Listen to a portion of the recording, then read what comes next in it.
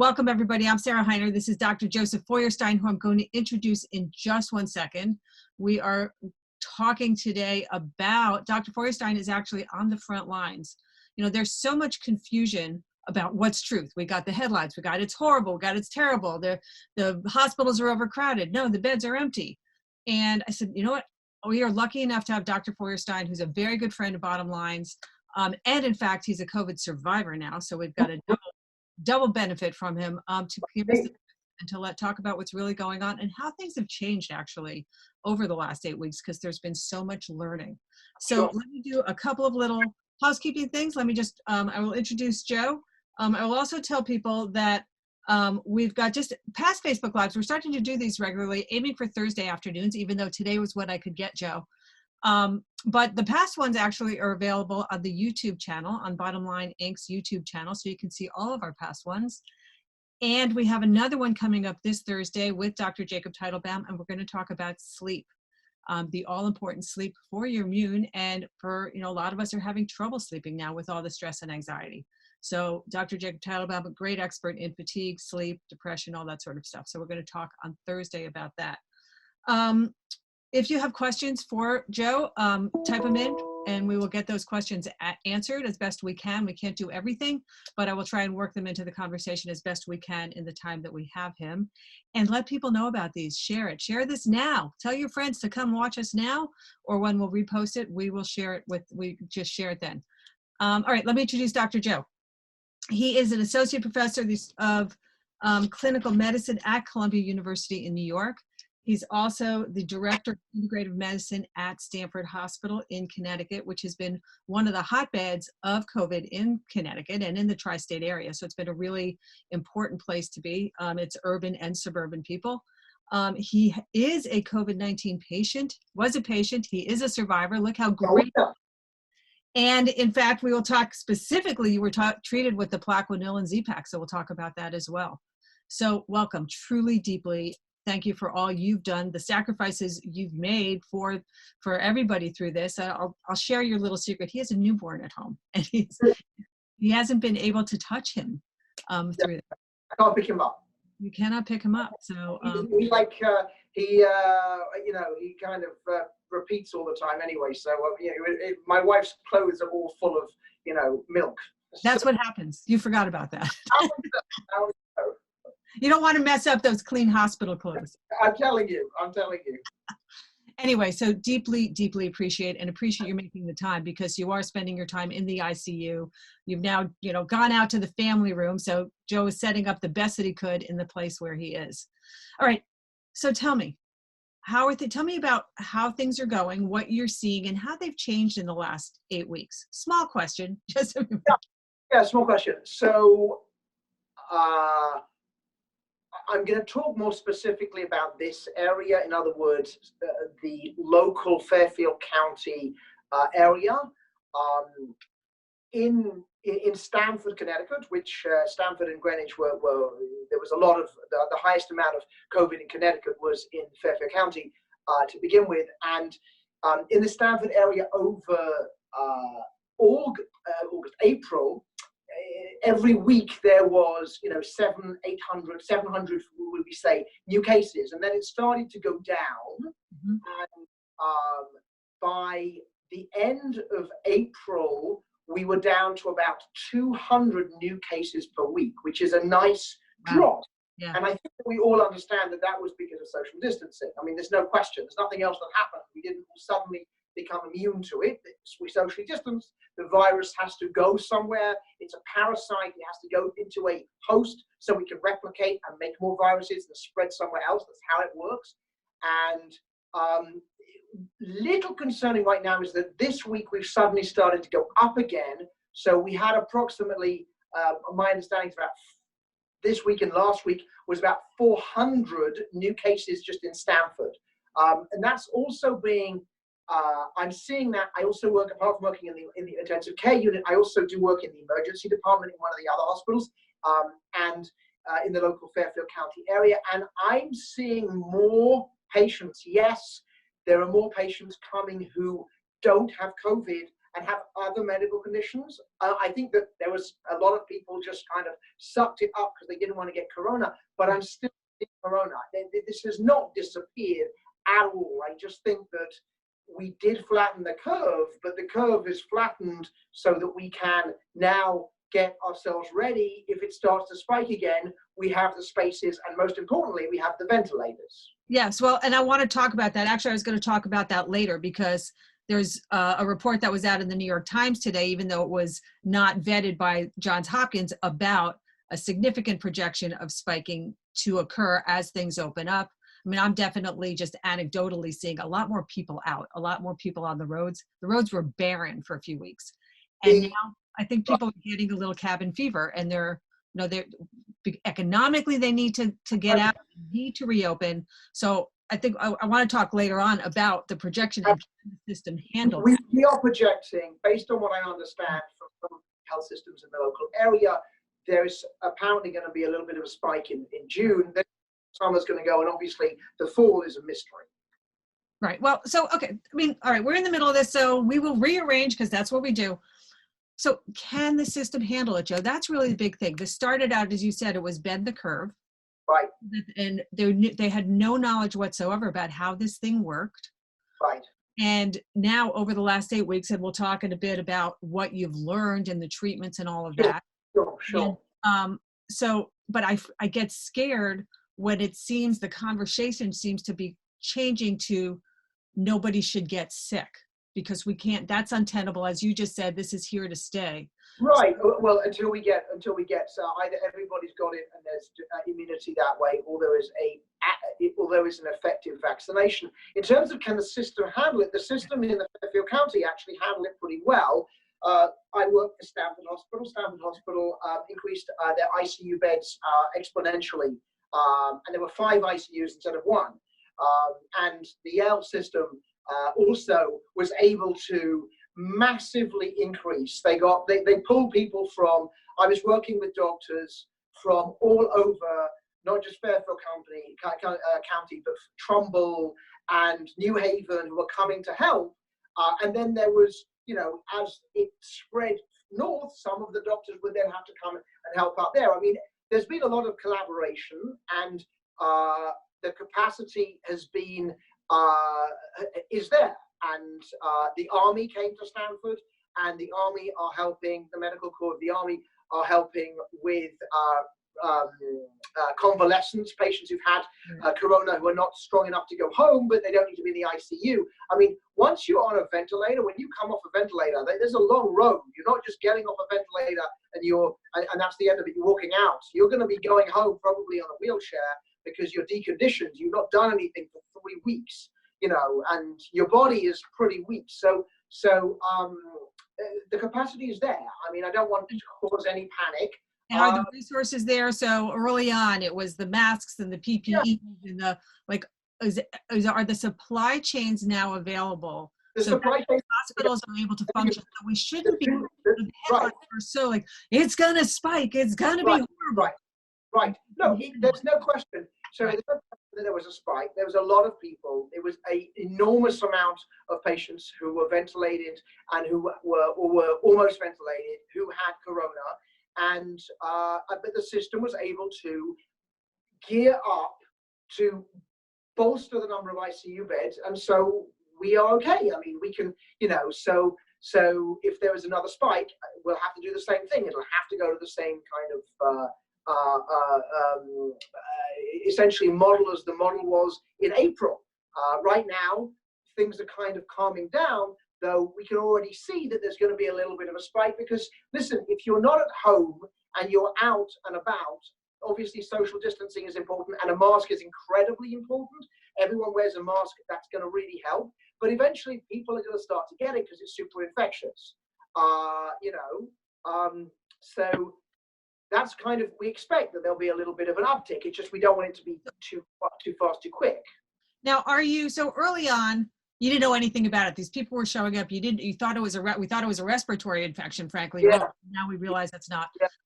Is the rate with which you handle people, so like faster, you know better how to treat them, you know better how to save them, like is the rate of death partly like Is it down because like you know what you're doing now better? You have better experience and you're identifying stages?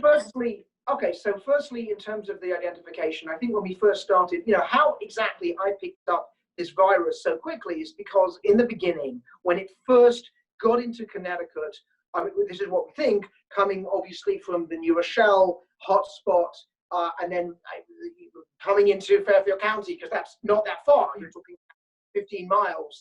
Viruses can do that, especially a very effective one, contagious one. So when we first started doing this, we were really only saying that unless you had a fever, a shortness of breath, and a cough, we didn't think you had corona. And now, obviously, things of the data and the CDC have come up with a whole lot of other things that we clearly know you can have when you have symptoms of corona. And fever is not a deal breaker, because I never got a fever. But there are other things, including the lack of smell and headaches with other things, and chills and malaise, etc., etc. And it's quite a virus because it goes on. You don't feel good. A lot of people feel pretty under the weather for a number of weeks. It's not just, it isn't your typical cold where a couple of days and you're done. That's not, it doesn't matter who you are. If you have the symptoms, if you're asymptomatic, that's a different story. But if you have the symptoms and you actually have the symptoms of this, it'll go on longer than the average cold for sure. And the flu, it felt like a really bad flu for a while. But even people that are coming in, I would call it treating them better. Are you in terms of? So I'm still on the system handling it a little bit. Look, I'll tell you the truth. The truth is that there is this is literally like a boxing match, and so you're learning to anticipate what your opponent is going to push next, and you're seeing what doesn't work, and it's really trial and error until we have randomized controlled trials. So all of the typical medicines we first started working with, now we're using, we might use a little bit still Plaquenil, we're using less azithromycin, we're going on to doxycycline. Some people are using an HIV med called Kaletra. We're using tocilizumab. We're using remdesivir. We're using convalescent plasma. It's really hard to know what is having an effect. My impression, and this is all as it is, that based on the published clinical studies, the remdesivir seems to be quite useful. So that's good. Obviously, the study that was published seemed to suggest there was a reduction in the amount of time that you were in the ICU for. So that obviously is important. And the remdesivir, there's a big trial that's going on now. I think it was just being reported, and it was reducing. I think, was it reducing the contagion of it as well, or just the time in the ICU? So all I remember, the main key element of what I read was that it was a reduction from 15 to 11 days duration. And so some of the key on some of these treatments. So let's talk about treatments. Is that you have to give it at the right time. So that's exactly the point. So here's what we think: the convalescent plasma. Yale is now doing a trial, and they're doing it with convalescent plasma, but they're using it early. Convalescent plasma. That's I had the antibodies in my body. I donate my blood. Had the disease, who've got over it. We assume your immune system, therefore, is now started making antibodies. Let's use your antibodies. You have to have the same blood type to be able to do this, but let's use your antibodies for somebody else who hasn't yet made the antibodies. And so, if you use that, so in the intensive care unit, it's hard to tell because the patients are all very super sick. But if you get it in someone I don't mean someone who's mild. I would never have wanted to give myself convalescent plasma just because I was short of breath, and that was it. I wasn't in extremis. I was oxygenating well. Go home and do your thing at home. That's what you need to do. But if you are not doing well and you can't breathe and your oxygen saturation is low and they're putting you on face masks to give you oxygen, etc., and the next thing, if you're not doing well, we've got someone in the ICU right now who's like that, and we're trying to not intubate him, because remember, there's nothing physiologic about sticking a tube and pumping air into your lungs. That's not how the lungs actually normally work. The lungs normally work when they inflate and the air comes in by itself. Now I'm just going to pump you. So it's a different way. It's not physiologic. So obviously we'd like to avoid intubating people. So in Yale, what they're doing is the Yale system is trying to do this faster. And they're trying to give convalescent plasma, perhaps to patients who are not yet intubated, to see if that'll help. Because remember, what's happening is the virus is coming in, the virus is getting into your lungs and replicating, and then you're getting this inflammatory response. You know, when we have time, I want to talk about all the natural things that you can do, but this inflammatory response, if you can try and get rid of the virus by antibodies, that might help before it starts to trigger this crazy inflammation going on. And are they having success with it? So nobody knows yet, because it's been, yes, we're seeing anecdotal success, but let's wait for the studies. Medicine should be done based on studies to know.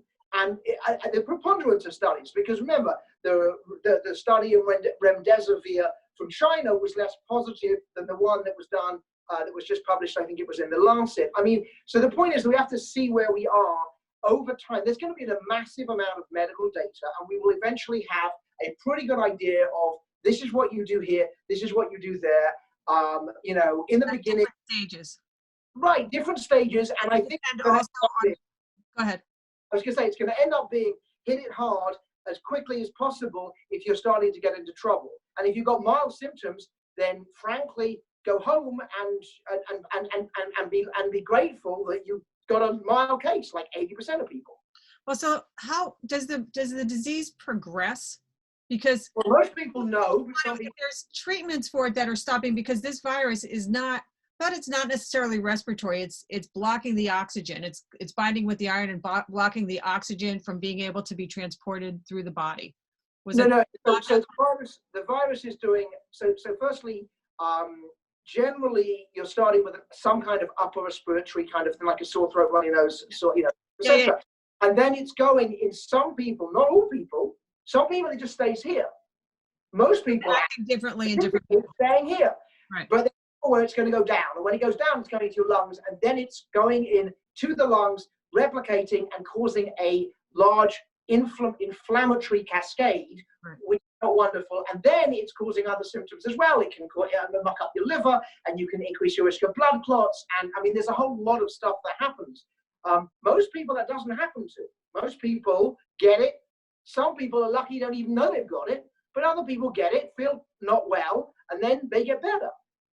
So the funny thing is, on a lot of these treatments, they're using them only in the hospitals when somebody's so sick.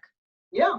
Are there some of these treatments that should be done potentially at home when it's midway? Like, is there a progression of the disease that I get if I don't treat it here? Yeah, but we don't know. But remember, or it doesn't. You can't tell. It depends on the individual. You can't tell. It's rather straightforward as to how we do this. When you come to the emergency department, we're only interested in a couple of things. If your oxygen level is okay and you can oxygenate, then right now there is no reason for you to stay in the hospital. Yes. And there's no reason. Go home and see how we get. If you have a high fever, if you're short of breath, if you get confused, we have a problem. Then you come back, you're on corona isolation because we know you have corona. You come back, we recheck you, and you're one of the less lucky ones because the corona seems to have progressed and gone into your lungs. Most people, it's going to stay where it is. So giving them inappropriate treatment because you're worried that they're all we can't do that, and there are side effects to the treatments. Do you know what I'm saying? Right. I mean, are you testing the people if they don't have a fever? Or they don't have, their oxygenation is fine, are you testing them? Right now, the hospitals, so I want to be clear, a high fever, not a fever. Yes, okay. A high fever, in other words, something where the patient does not look good. Right. You know when you're not looking good, and that's most important thing is the breathing, because it's the breathing that's going to be doing that. So, and if you can't breathe and your oxygen level is low, confusion is is going to be quite likely. Are we testing on everyone? I mean, right now, I think that the primary care doctors are not testing them on everyone. There was a kind of general consensus that if you are low risk and you have it, you assume you have it and you just isolate and that's it. Would it be nice to test everybody? Sure. It's just that the system was overwhelmed to do that, so we couldn't do that. And also, I'm not, I think we all have issues about the testing because there is a proportion of times where you're going to have a falsely negative test. And we see that all the time in the hospital. So the test, so right now, I know, again, to the credit of the medical community and the research community, how much work they've done, but it takes time. You know, people, the media wants to slam it and go, they're not fast enough, it's not good enough, there are these false negatives and false positives. Right. But it takes time to test this stuff thoroughly. So are there not adequate tests as you know, the testing has rolled out and they've been increasing the supply of different kinds? I think that there is now adequate tests. I just think that everybody... Are these swab tests? Not, yeah. Yes, and I'm talking about maybe doing it through saliva, but the point is that I think that there are tests. I think if you want to get tested, your doctor's going to be able to test you. They've now ramped it up. My point is a different thing. People want clarity and they want black and white, and that's because they don't live in medicine. Because medicine is not black and white. That's not how it goes. It's based on... but it's not. No, it's not. It's not right. that. It's a whole picture together. You say this is likely to be corona based on the labs or not based on the labs, or this is not. Or so when it comes to testing, people want to say, oh, you got a test, it's negative, I don't have corona, or you have antibodies, now I'm immune. And none of that is necessarily true. Of course it's not true, because you can't have black and white. So there is a false negative rate on these tests. We know it's there. So we have patients where the symptoms and what's going on in terms of their labs, in terms of their chest X-ray, everything would say it's corona, and yet the first test goes negative, the second test goes negative, and the third one is positive. And remember, it's operator dependent. You've got to stick the thing very far into your nose. It has to be incredibly uncomfortable, which it is, you know. So I think you already answered this, but somebody asked the question, so I'll just ask it again. With heart attacks, they always say, if you're not sure and you're having chest pains, go, especially to women because they present in weird ways, that you always wanted to go to the hospital. In this case, since you're sending people home, like when do people know that they should go to the hospital? If they're having trouble breathing, go? 100%. It's very simple, very simple. High fever, confusion, shortness of breath. And high fever is what? Depends on your... 103, 104, that's bad. That's not good. Okay, so 102, 102 for an adult is generally thought of as fairly high, but not extreme. Right. If you're going high and you're confused and you're delirious and you're breathing, the breathing is the key. What are you waiting around for? When I had this, I went to the hospital. That's actually the second time is where they diagnosed me. And the reason is because I couldn't breathe. And it didn't end. I was just like continuously feeling, I just can't quite catch my breath. It's like, I'll tell you what it feels like. It's the equivalent of getting off a treadmill and that initial time where you can't really breathe, you're breathing heavy because you just exercised. But what about satisfying? Right, but how about that should calm down over 10 minutes? It doesn't calm down after 10 minutes and goes on for 4 hours, you have a problem. And then I eventually said, fine, let me go to the emergency room. I'd already been on corona quarantine because they were waiting for my corona test. And at this point, they sent me home. My oxygen saturation was good, my labs looked good, and the only reason they knew I had corona was because they got a CAT scan, because I said to the ED doctor, look, I can just tell you, this is not some kind of panic attack. I'm a fit, healthy guy.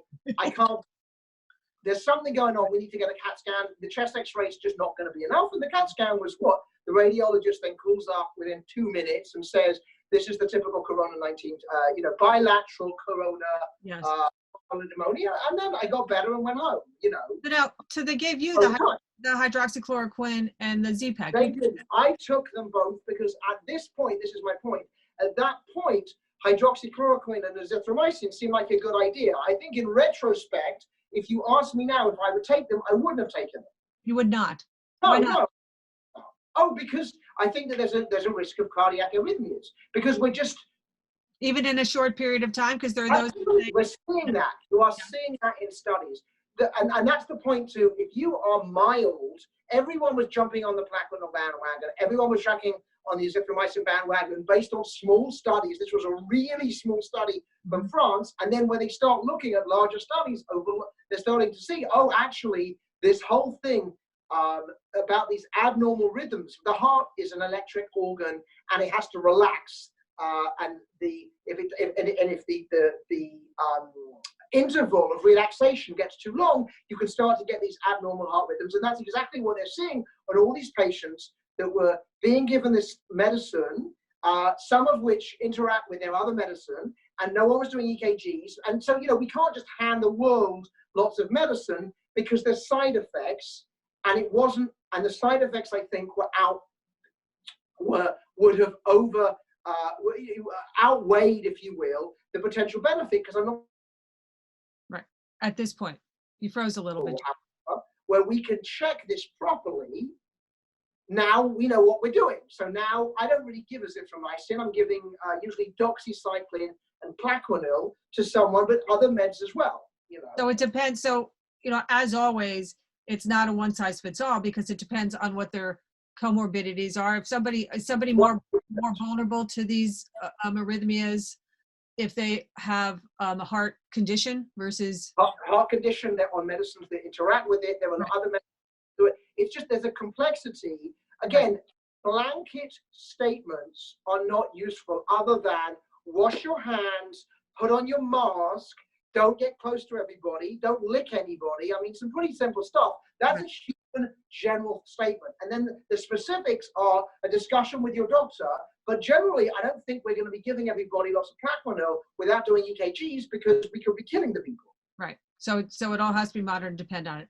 I think remdesivir has its own. What's the risks on remdesivir thus far? I know it can cause some liver function abnormalities. I'm not sure of these things because it's relatively new for me. But I mean, to be honest with you, it seems to be well tolerated in the patients we're seeing. Which is great. That's awesome news. Yeah. And again, back to the point of opening up the country, and will there be a spike? That there's been a lot of talk about the importance of having extensive testing for everybody. To me, that's a little bit of like, closing the door after the cows get out. I mean, we need the testing. We need to know how extensive it is. But if it's about avoiding sickness and about treating it, it's not about testing. You want to be sure. Sarah, it has to be about all three. If we know where it is, we can somehow contact trace, then that obviously is useful, because it spreads to another. The problem is that they're most infectious when they're asymptomatic or early on. So it's going to be complex. And testing is going to be massively useful, and having a protocol for patients who get into trouble, which is not most people. I mean, let's remember, 80% of people will be okay and will not need anything. They will just soldier on through. And then 5% are going to have a hard time, where they're going to end up in the ICU, or they're going to end up, on the floor, almost in the ICU. And that's the people we need to have a good protocol for. Now, is there a profile? I had heard that for the most part, that 5% have other risk factors. Yeah. Aged. Yeah. Heart conditions. Yes. For the most part, young people. I mean, there are these odd outlier cases. Right. But for the most part, if you have other vulnerabilities to your immune system or to your body, then that's what's really putting you at more risk. So what I would say is that, and I've said this a couple of times to patients, how you go into corona is probably going to be how you come out of it. So if you are in good shape and you don't have lots of comorbidities, you're probably going to be fine. Remember, your immune system is what's going to get rid of this. Your immune system is what actually has to switch on, make bodies. This is old school. This is like, how do we treat rhinovirus? We don't have any medicine for rhinovirus. Rhinovirus is another coronavirus, it's not this one. Our immune system manages to get it together, through the innate immune system and through both the cellular and the humoral immune system makes antibodies, the cells, and then cells kill these bacteria, these viruses. So the point is that our immune system, we need to get it switched on and get going. I mean, that's kind of one of the things I like about the world of natural medicine and supplements, is that there are things that we can do from a natural point to help with that. All right, so let's talk about that piece. And to segue into that, what are you doing so that people go home? Yeah. What are they being told to do when they get home? And what they're, what's the difference between what you, an integrative doctor, are telling them versus what someone that doesn't quite understand natural medicine as well, or is everybody on the same page with this? So I went in, I don't have a high fever. You said, go home and get over this.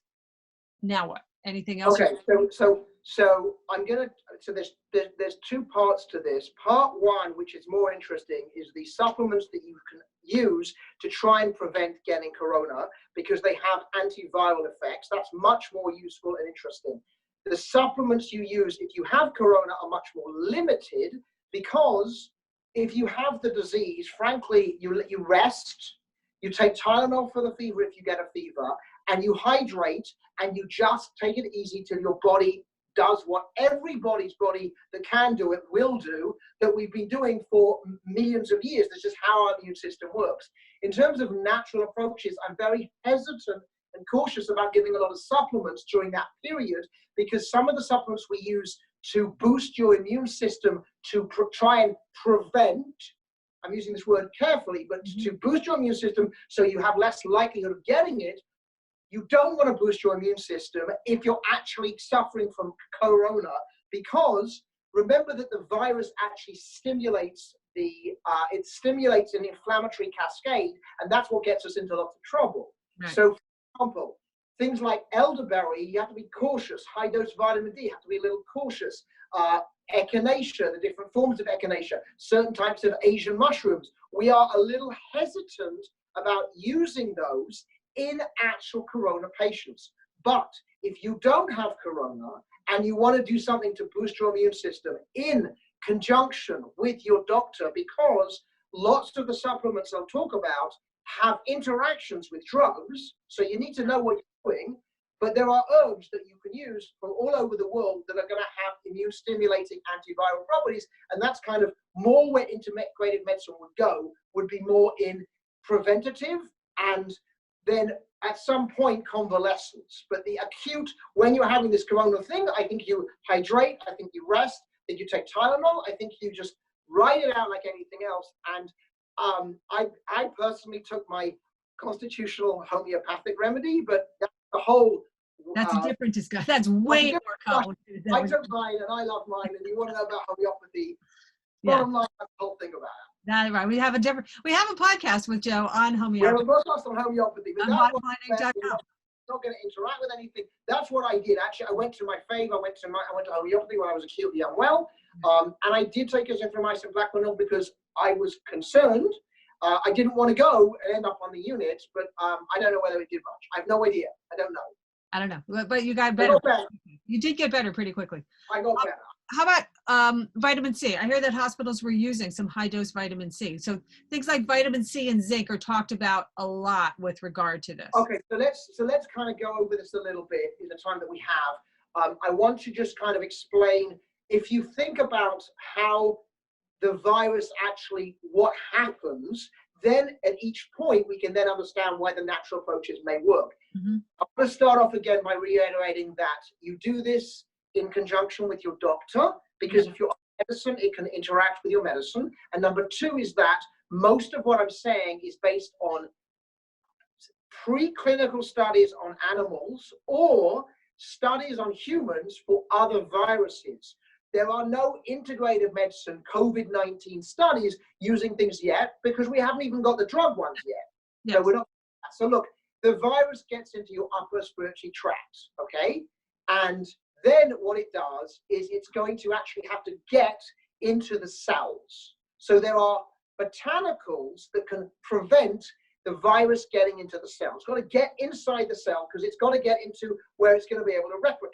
Remember, it has to divide. That's what it does. So, for example, the classic one that will help with it, there's a couple. Quercetin, which I'll talk about a little bit more. Astragalus, and elderberry, all of those, which are botanicals from all over the place, will have properties where they will help prevent the virus actually getting into the cells. And the one that I want to describe to begin with is astragalus root, which is a traditional Chinese medicine root. It's been used as one of the 50 most important TCM herbs. And what we think it does is, and it has immune stimulating properties, but what we actually think it does, astragalus root, is it prevents the virus from binding to the receptor. It's like the bridge, it's like the door that allows it to get into the cell. And the door is called the ARB2 receptor, and that's how the virus gets in. And guess what? Astragalus binds to ARB2 receptors, so it can't get in. And that's kind of one of the simple ways that we think astragalus. There's lots of different types of astragalus. The ones you want to get, the two that are well known. Some of the other ones are neurotoxic, and it can interact with other drugs that are immune stimulating because it's an immune stimulating herb.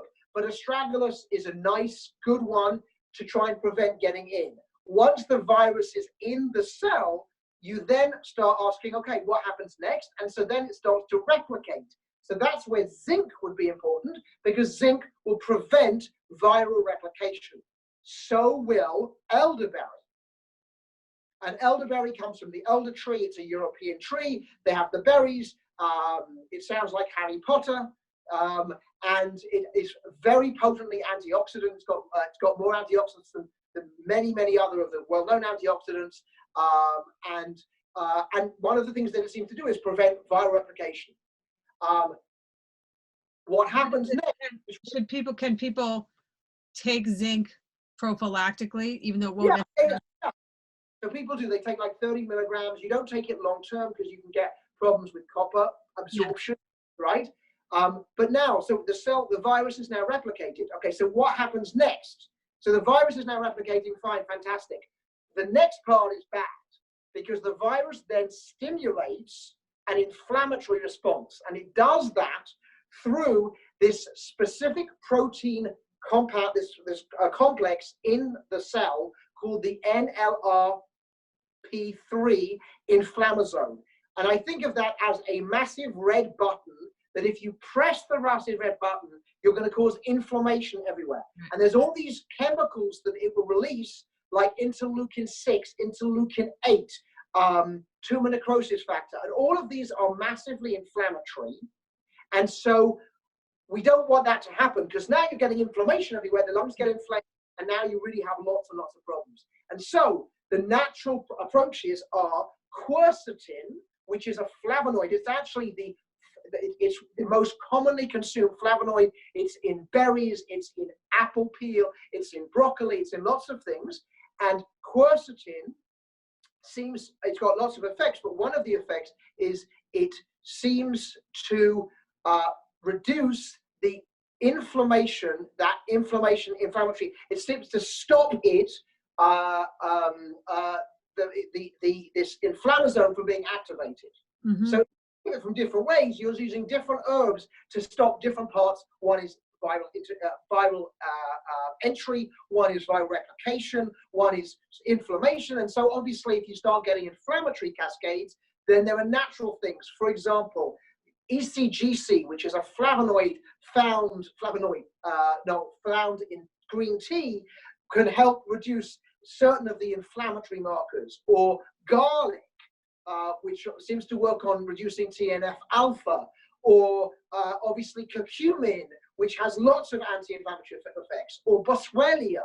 So again, what you're doing is using botanicals at different points in this cycle. Mm-hmm. That's kind of how we would do it from an integrated point of view. But during the acute phase, you'd be a little careful about using all these things, because you don't want anything that will stimulate the immune system and potentially cause this inflammatory cascade to get worse. The body's complicated.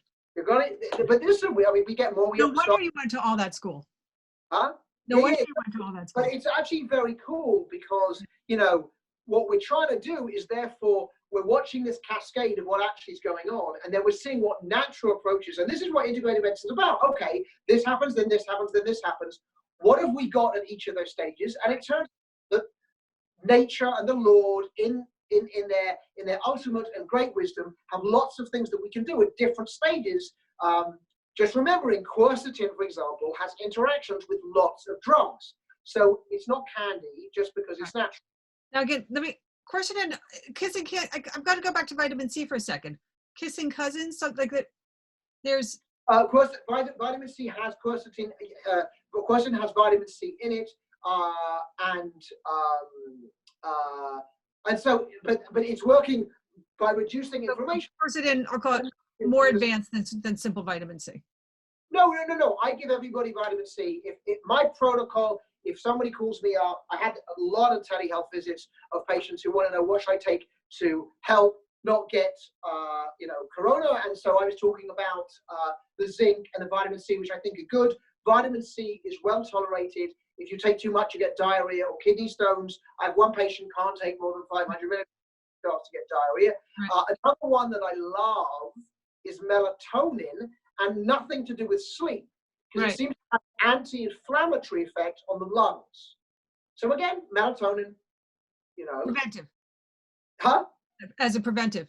As a preventive. By the way, the elderberry studies, we know that it seems to reduce inflammation in the lungs, and also, it's got lots of effects, viral replication. But the reason why elderberry is interesting is because elderberry extract has studies using it for influenza, which is obviously another virus, and it seems to reduce the duration and the severity of flu.